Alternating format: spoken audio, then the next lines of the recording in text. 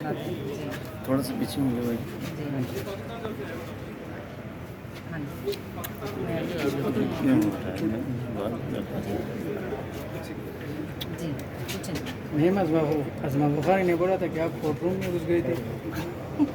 देखिए जी, ये court room में घुसने और डिग्गियों में छुपने वाले काम हमारे नहीं हैं। मैंने तो पहले भी बताया कि ये तरीके और ये रास्ते हमें नहीं आते हैं। अगर वो मेरा नाम लेती तो मैं भी फिर FIA जाके बैठती, क्योंकि मैंने तो कोर्ट में सबके सामने जज का शुक्रिया अदा किया था, जो मेरा फ़र्ज़ था मैंने समझा अपना। क्योंकि इधर जैसा जो गलीज़ केस था वो हर औरत की ज़ात के दाम इज़्ज़त पे हमला था, तो मुझे लगा कि चाहे इससे कोई फ़र्क नहीं पड़ता आप किस पार्टी से हो, अगर आप शर्म हया गैरत वाले हैं तो आपको उसको कंडेम नहीं करना चाहिए था, बजाय इसके कि आप उसको खड़े होकर सपोर्ट करें। और 2-3 शादियों वालों को तो वैसे ही कंडेम करना चाहिए, क्या पता अगली का मूड खराब हो जाए उनको, तो कल को उनके आगे ना आ जाए। तो ये ऐसे केस नहीं है जिन पे आप कहें कि जी मतलब घुस गई। मुझे तो हैरानगी उन लोगों पे जिन्होंने इनको पंजाब पे मुसल्लत किया, ये क्या मतलब निकली हीरोइन और घुस गई, ये मतलब क्या ये मोहल्ले की कमेटी वाली आंटियाँ अपने पंजाब पे मुसल्लत कर दी हैं, जान बख्शे पंजाब की। मैम ये भी बताइएगा, उन्होंने ना आपको और आपकी बहन को स्पेशली टारगेट किया। उन्होंने कहा ये आ जाती हैं जी, मुझे भी कभी तो आ ऐसा जाती है इंसाफ ना। मुझे भी इंसाफ मिले तो मैं भी जाऊँ अदालत में, जैसे मजोका साहब की अदालत में आप गई हैं, शुक्रिया अदा करूँ जी, उनका। मेरी तो पेशी थी ना जी, मैं तो अपनी पेशी के लिए गई हुई थी, मुझे पता चला ये इधर जब वाले जाते हैं तो मैंने उनका शुक्रिया अदा किया। मतलब वो उनको झूठ बोलने के, वो इतना पक्का मुंह बना के झूठ बोलती हैं, उनको शर्म भी नहीं आती। अच्छा होता अगर वो नाम लेती तो फिर मैं जज साहब से भी कहती कि वो भी ज़रा इन पे कंटेम्प्ट ऑफ कोर्ट करें, फिर मैं भी FIA जाती। जब आपको पता नहीं कोई बात तो आप कैसे खड़ी होकर उस पर रोना पिटना डाल सकती हैं। मैंने तो कोर्ट रूम में मेरी पेशी थी, अपनी पेशी पे गई थी, वहाँ उनका शुक्रिया अदा किया था। और दूसरा वो पीछे तो बेचारे को कोई काम जो करने को नहीं है, तो या तो सारा दिन उन्होंने बैठ के वीडियोज़ बनवानी होती हैं, लोगों के खिलाफ बक बक करनी होती है।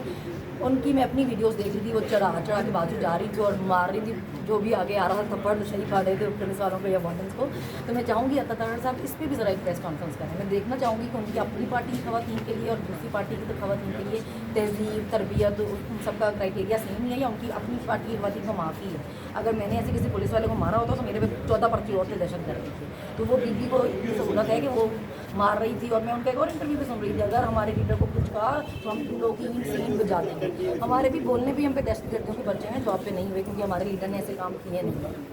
मैम ये भी बताइएगा, जो वीडियो वायरल हुई थी उनकी लीक हुई थी वीडियो, उसका भी उन्होंने जिम्मेदार आप लोगों को ठहरा दिया।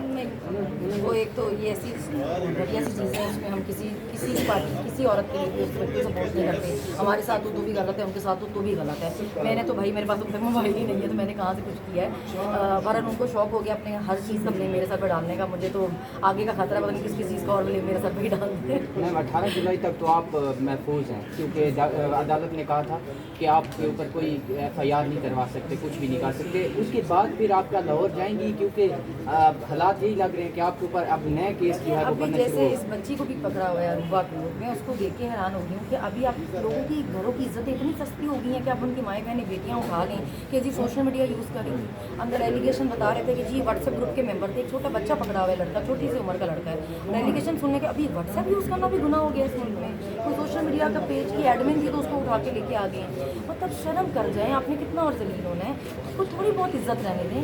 कब होता था हमारे मुल्क में ये कि लोगों की माएँ बहनें बेटियाँ इतनी सस्ती हो गई थी कि हर दूसरे दिन कोर्ट में पेश होती थी और 30 दिन के रिमांड मांगे जाते थे, दहशतगर्दियों के पर्चे हो जाते थे। तो थोड़ा खौफ खुदा करें। मुझे तो उनके घर वालों कह रहा था आपके घर की खवातीन आपको नहीं कहती कि आप लोग क्या कर रहे हैं। मैम ऐसा कैसे सब बड़े